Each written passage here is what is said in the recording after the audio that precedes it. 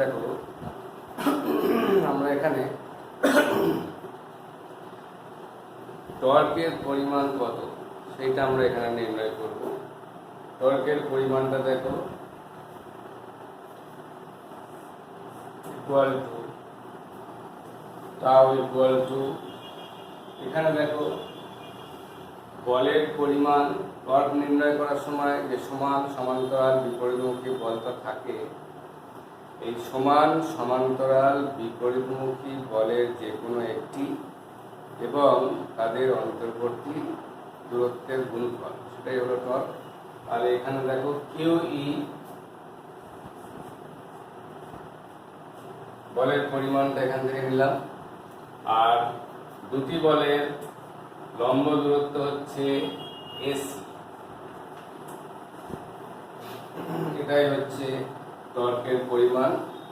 ছবিটা থেকে দেখো এসি দূরত্বটা আমরা এখানে দেখিয়েছি, তাহলে এসি ইন্টু কিউ ই এটাই হচ্ছে টর্কের পরিমাণ। এখন এই এসি মানে কত, এখানে একটা ত্রিভুজ আছে দেখো এ বি সি, এই ত্রিভুজটা হচ্ছে একটা সমকোণী ত্রিভুজ যেখানে সি বিন্দুটা হচ্ছে সমকোণ 90 ডিগ্রি। তাহলে আমরা এখান থেকে বলতে পারি AC by A B equal to হচ্ছে সাইন থিটা। অতএব AC equal to A B sine theta equal to দেখো এ বি মানে কত 12 সাইন থিটা। তাহলে আমরা এখন টর্কের মানে এটা বসানোর চেষ্টা করব। দেখো অতএব torque equal to Q E into 12 sine theta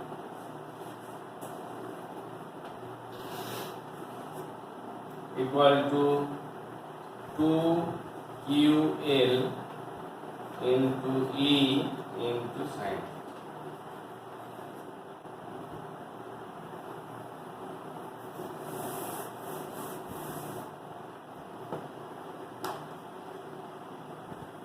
অতএব ইকুয়াল টু হলো M E sin। ঠিক আছে, তাহলে টর্ক টাউ ইকুয়াল টু হচ্ছে এম ই সাইন থিটা। এখন এটার আমরা ভেক্টর রূপ কি লিখব, দেখো আমরা জানি টর্ক একটু ভেক্টর হবে, টাউ ইকুয়াল টু আমরা এখানে পাচ্ছি এম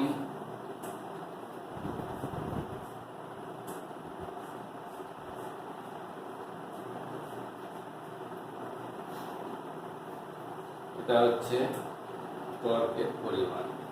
এইবার আমরা এখান থেকে কতগুলো বিষয় দেখার চেষ্টা করব।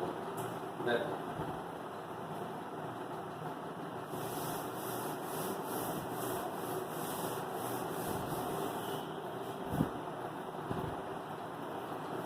Number 1, theta equal to 90 degree হলে, থিটা যদি 90 ডিগ্রি হয় তাহলে টাউ ইকুয়াল টু হচ্ছে M E sine 90 equal to হলো এম। ঠিক আছে, তাহলে এখান থেকে দেখো থিটা 90 ডিগ্রি হলে সাইন থিটা ইকুয়াল টু 1 এবং টর্কের মানটা এখানে সব থেকে বেশি হবে। ঠিক আছে, টর্কের মান এখানে সব থেকে বেশি হবে। এবার একটা জিনিস দেখো, এখানে যদি ই ইকুয়াল টু 1 হয় তাহলে টাউ ইকুয়াল টু এম হবে। এখন যদি আমরা ই ইকুয়াল টু 1 লিখি তাহলে টাউ ইকুয়াল টু হবে এম। ঠিক আছে, এই যে সমীকরণটা, এই সমীকরণ থেকে কি দেখা গেল যে তড়িৎ দ্বিমেরু ভ্রামকের একটি বিকল্প সংজ্ঞা নির্ণয় করা যায়। তড়িৎ দ্বিমেরু ভ্রামকের বিকল্প সংজ্ঞাটি কি, সেটা হচ্ছে যে কোনো তড়িৎ দ্বিমেরুকে একক প্রাবল্য বিশিষ্ট তড়িৎ ক্ষেত্রের অভিমুখের সঙ্গে লম্বভাবে স্থাপন করলে দ্বিমেরুর উপর ক্রিয়াশীল ভ্রামককে তড়িৎ দ্বিমেরুর ক্রিয়াশীল ভ্রামককে তড়িৎ দ্বিমেরুর ভ্রামক বলা হয়।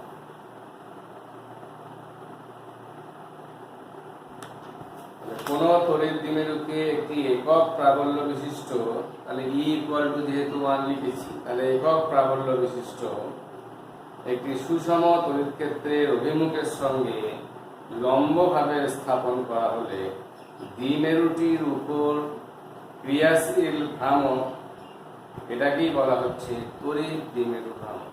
তাহলে এই সমীকরণের সাহায্যে তড়িৎ দ্বিমেরু ভ্রামকের একটি সংজ্ঞা নির্ণয় করা যায়। তড়িৎ দ্বিমেরু ভ্রামকের একটি সংজ্ঞা এখানে নির্ণয় করা যায়। তারপর দেখো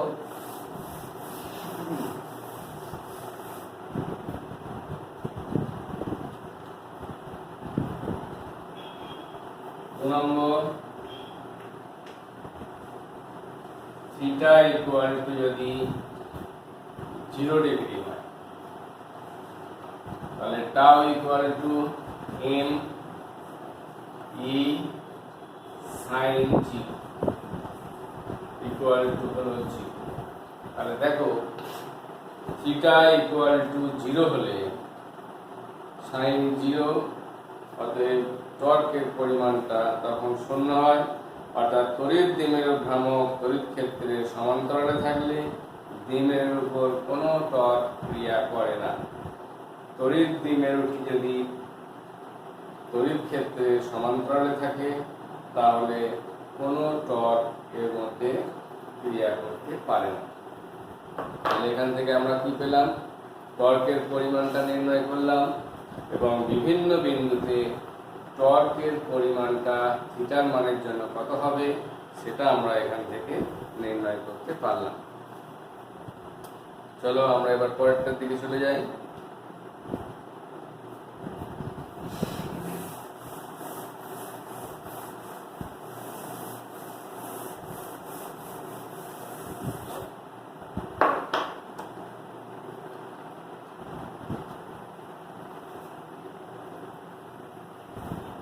বলছে শূন্য স্থানে রাখা, গাণিতিক সমস্যাটার দিকে দেখো। শূন্য স্থানে রাখা এল দৈর্ঘ্যের একটি ঋজু দণ্ডকে সুষমভাবে কিউ আধানে আহিত করা। এখন দণ্ডের অক্ষের উপর নিকটতম প্রান্ত থেকে এক্স দূরত্বে তড়িৎ ক্ষেত্রের প্রাবল্য নির্ণয় করো এবং এর মান লেখো। দেখো আবার বলছি, শূন্য স্থানে এল দৈর্ঘ্যের একটি ঋজু দণ্ডকে অর্থাৎ একটি সোজা দণ্ডকে সুষমভাবে কিউ আধানে আহিত করা। দণ্ডের অক্ষের উপর নিকটতম প্রান্ত থেকে এক্স দূরত্বে কোনো বিন্দুতে তড়িৎ ক্ষেত্র প্রাবল্যের মান নির্ণয় করো। দেখো এই রকমের আমরা একটা দণ্ড নিলাম।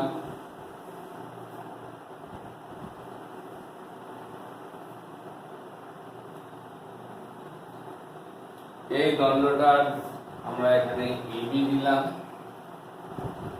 অক্ষের উপরে এখানে একটা বিন্দু, অক্ষের উপরে একটি বিন্দু নেওয়া হয়েছে।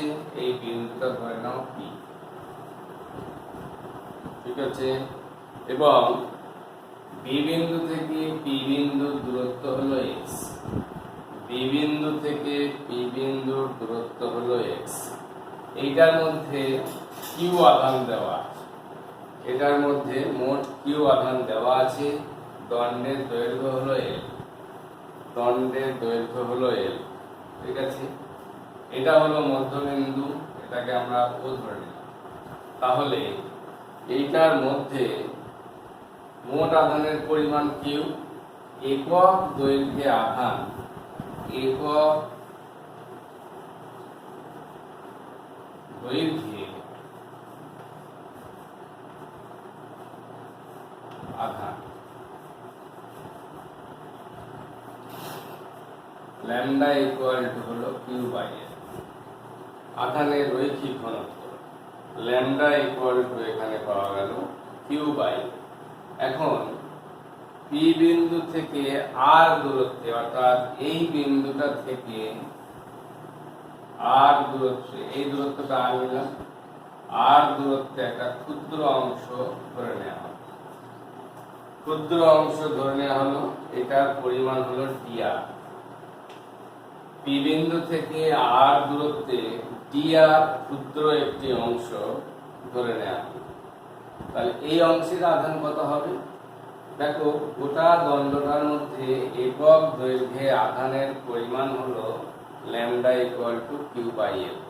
স্বাভাবিকভাবে ডিআর এর মধ্যে আধানের পরিমাণ ডি কিউ, এটা আমরা এখানে লিখব, ডিআর অংশে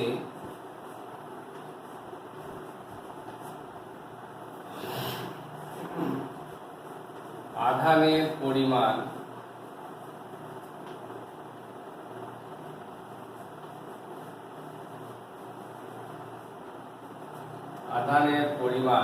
dq ইকুয়াল টু হলো ল্যামডা dr। একক দৈর্ঘ্যে আধান যদি ল্যামডা হয়, তাহলে dr অংশটির মধ্যে বা dr দৈর্ঘ্যটির মধ্যে আধানের পরিমাণ হবে ল্যামডা dr। ল্যামডার মানটা আমরা এখানে বসাবো কিউ বাই এল dr। ঠিক আছে, dq equal to lambda dr equal to হলো Q by L into dr। এখন এই dq আধানের জন্য p বিন্দুতে প্রাবল্য, তাহলে dq আধানের জন্য p বিন্দুতে প্রাবল্য কত হবে? সেটা হচ্ছে dq বাই r স্কয়ার। অতএব দেখো, p বিন্দুতে dq আধানের জন্য, p বিন্দুতে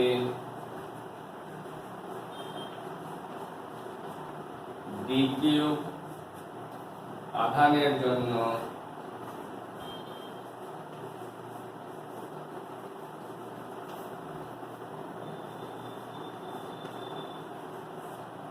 p বিন্দুতে dq আধানের জন্য প্রাবল্য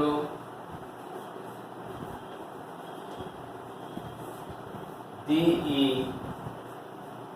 সমান 1/4 pi epsilon 0 into dq by r square. আমরা জানি তড়িৎ ক্ষেত্রের প্রাবল্য হয় q বাই r স্কয়ার ফর্মুলাতে, তাহলে এখান থেকে পাওয়া গেল dq বাই r স্কয়ার। ঠিক আছে, এরপর দেখো আমরা এখানটা আবার দেখব।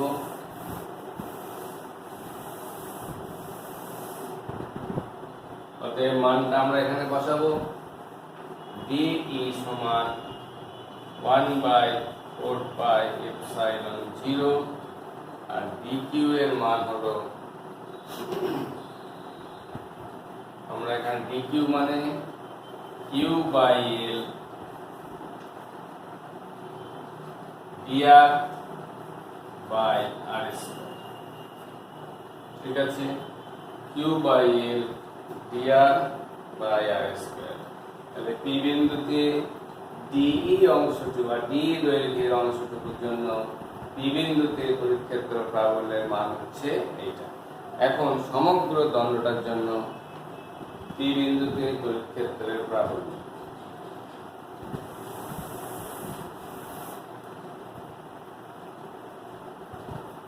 সমগ্র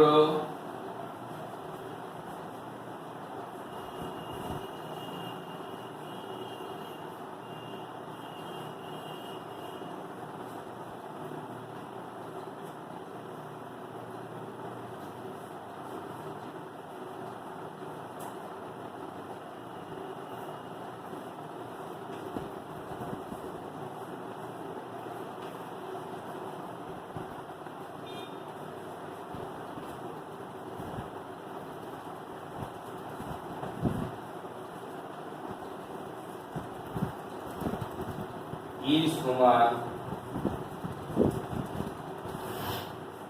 DE।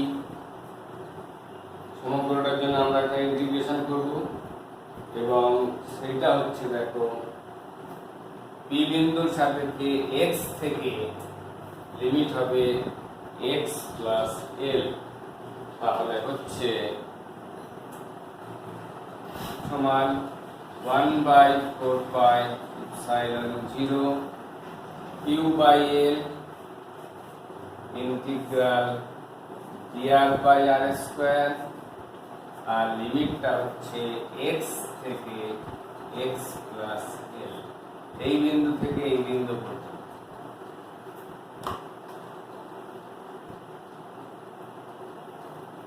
অতএব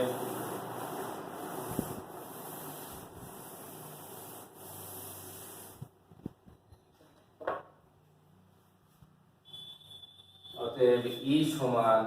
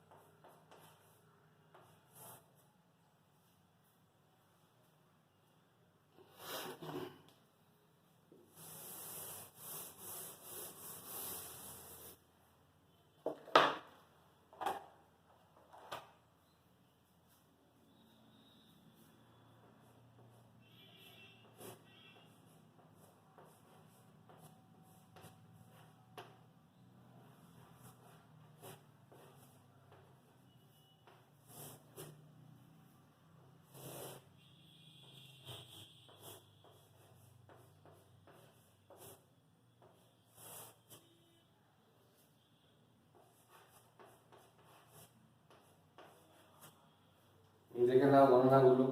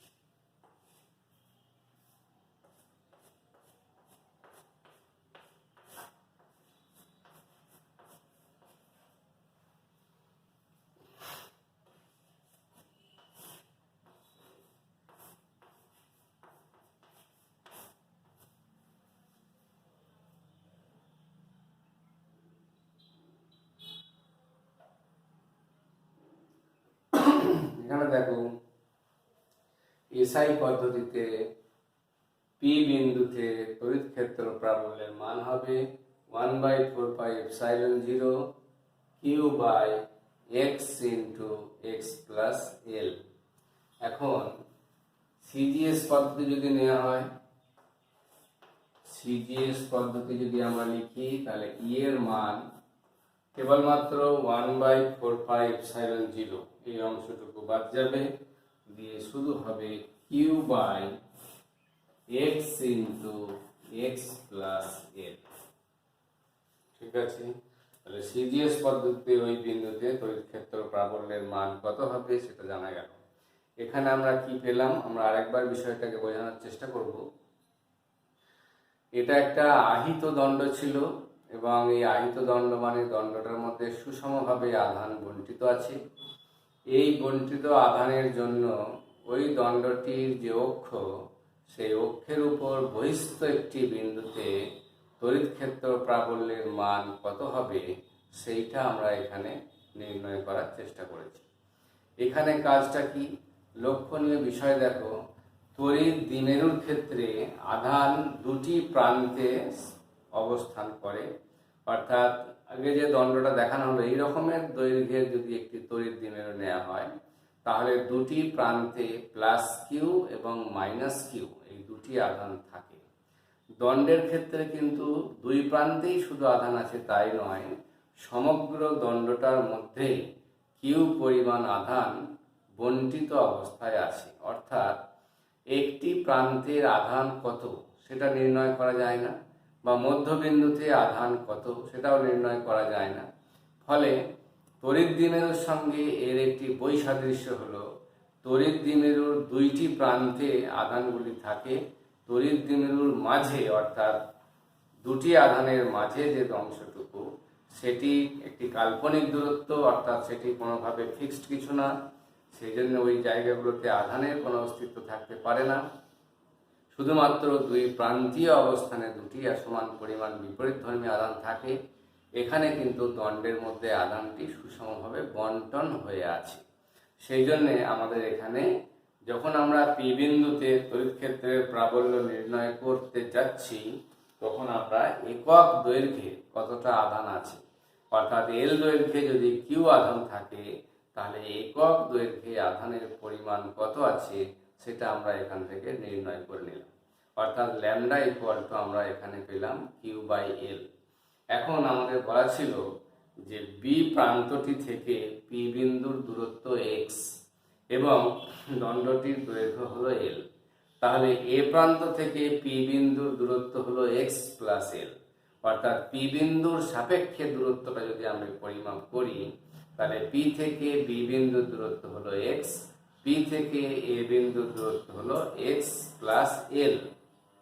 এখন আমাদের পি বিন্দু থেকে আর দূরত্বে দণ্ডের মধ্যে একটা ক্ষুদ্র দূরত্ব ডিআর ধরে নেওয়া হলো, আর দূরত্বে সেটা ধরা হলো, এবং ডিআর দূরত্বের মধ্যে তাহলে কত আধান আছে, একক দৈর্ঘ্যে আধান যদি ল্যামডা পরিমাণে থাকে, তাহলে ডিআর অংশটার মধ্যে ল্যামডা ডিআর পরিমাণ আধান থাকবে।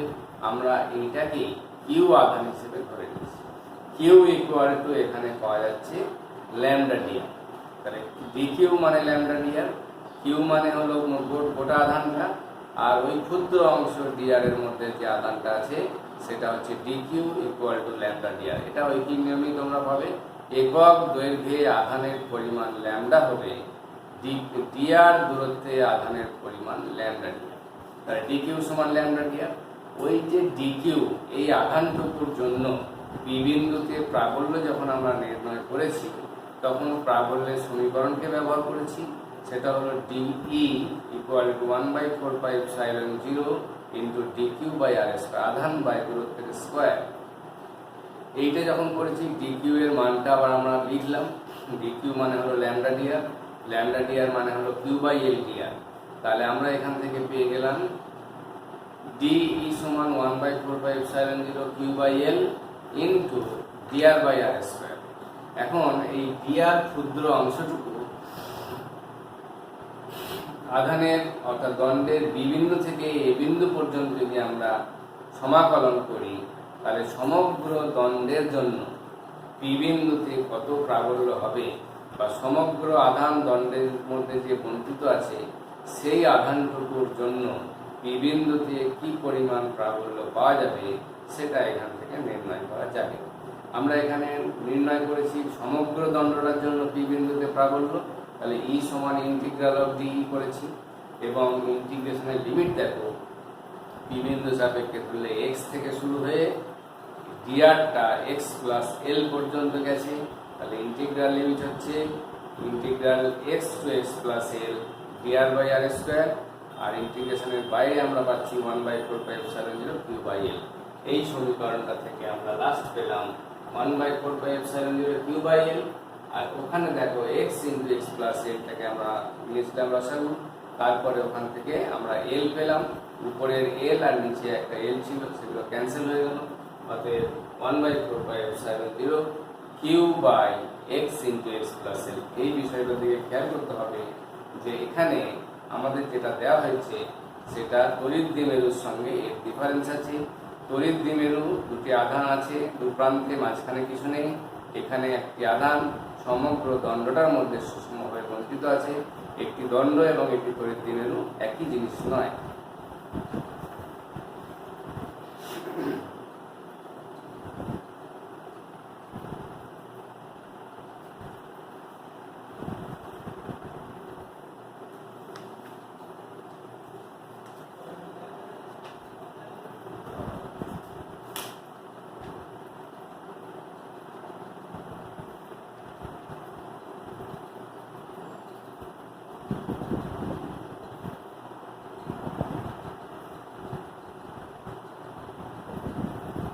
এরপরে আরেকটা আমরা ছোট অঙ্ক দেখব, সেটা হচ্ছে 8 মাইক্রোকুলম্ব এবং -8 মাইক্রোকুলম্ব দুটি আধান 10⁻³ মিটার ব্যবধানে থেকে একটি তড়িৎ দ্বিমেরু গঠন করে।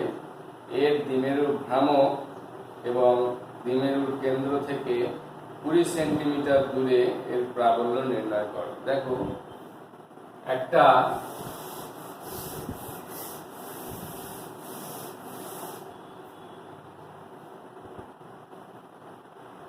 দ্বিমেরু ভ্রামক m ইকুয়াল টু হলো 2ql।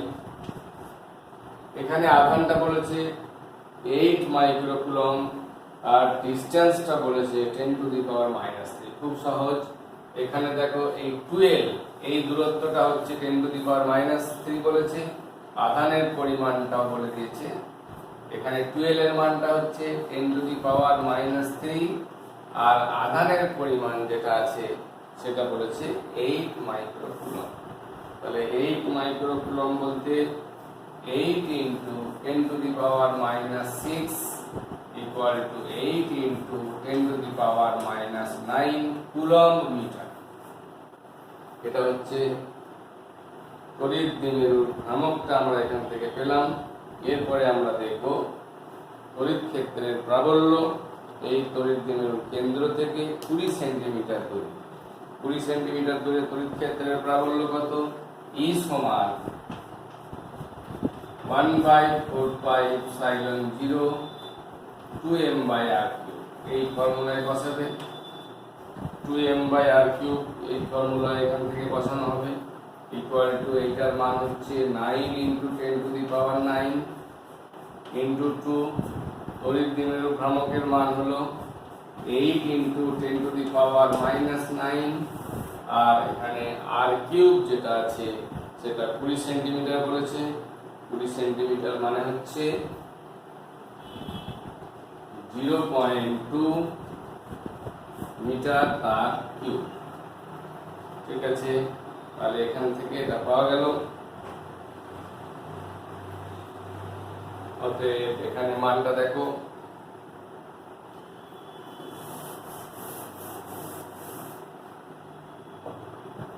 অতএব E সমান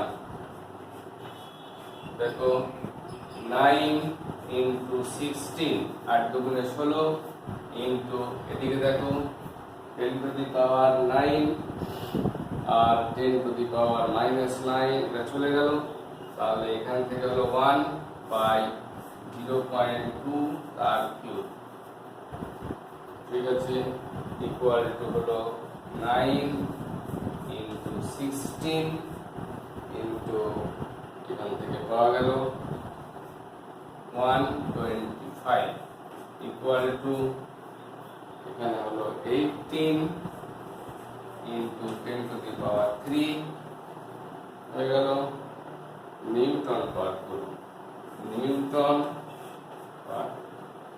এইভাবে আমরা গাণিতিক সমস্যাগুলির সমাধান করবার চেষ্টা করি।